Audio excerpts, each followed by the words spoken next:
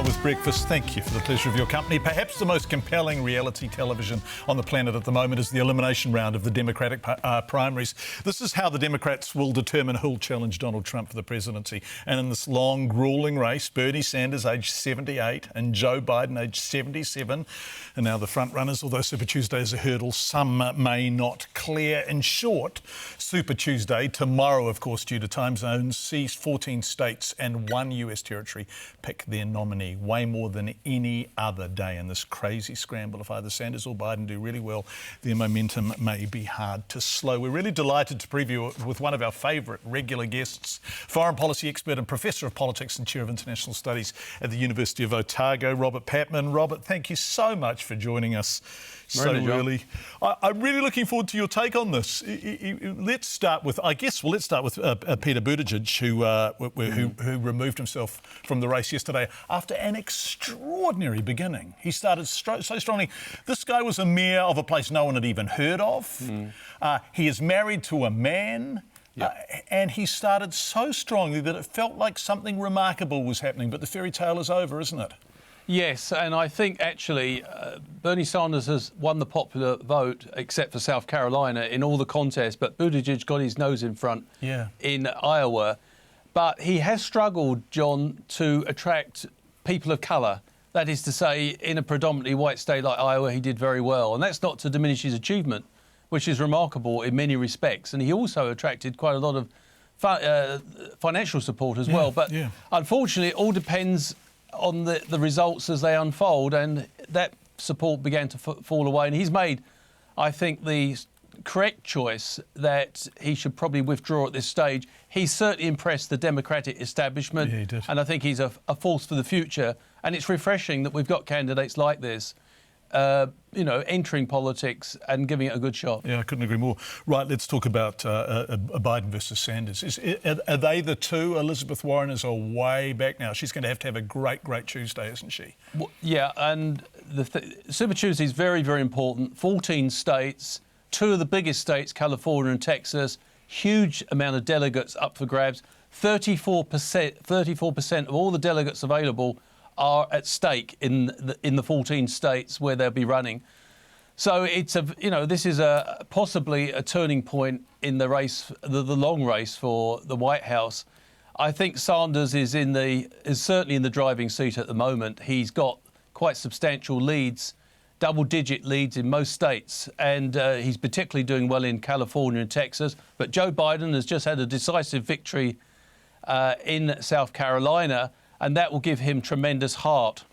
So it's very. I think they are the two front runners. If Sanders should stumble, it doesn't look likely at the moment. He's got a very slick organisation. But if he should stumble, I suppose Elizabeth Warren might be the person to take up the left of centre position. It's interesting. But Michael Bloomberg's also come in. Yeah, although boy, he's looking like a dismal candidate, isn't he? Yeah, but he's got lots of money. Yeah. God, that's depressing, isn't it?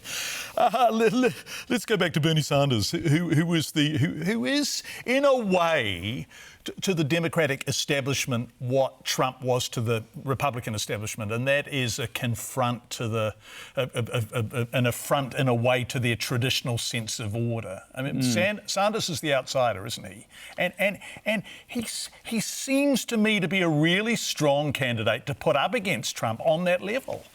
I agree, and I think some of the labels being used in the US are quite deceiving.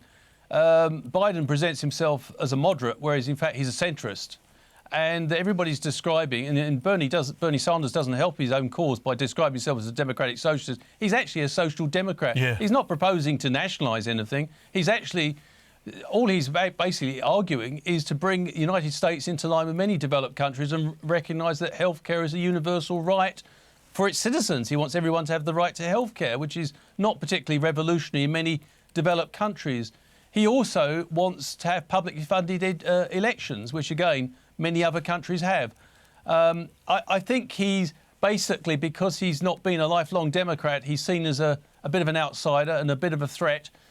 I think he is actually, if you look at the polling evidence, in the last 50 polls, 40 where they've done a match-up between Trump and Sanders. Sanders wins about 47 of them.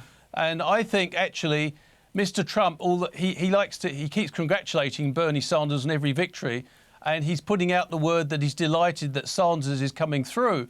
But actually, I think the reverse is true. Yeah. I think that is disinformation. Yeah, couldn't agree I think more. he would be much more comfortable with Biden or Bloomberg. They would be the ideal candidates for Trump because the contrast wouldn't be there. Yes, well, look what Trump did when he was confronted with an establishment candidate in the form of Hillary Clinton. I mean, he won. He became president of the United States. So, a final question, and boy, pre-Super Tuesday, it is ridiculous to try and crystal ball gaze, but is your money on Sanders, or is it too early to say? I think it's still too early to say. A lot will depend on Super Tuesday. I do think Sanders has got a definite edge, but at the same time, I do not underestimate the capacity of the Democratic establishment to thwart Sanders, which I think could be the worst of all outcomes, where Sanders excites young people. This is the irony, as you pointed out, John, in your remarks. One of the oldest candidates, 78, he'll be 79 in September. But he does seem to have tremendous pulling power amongst young people, particularly his stand on climate change and issues like this. They really strike those issues. His position really strikes a chord with many people.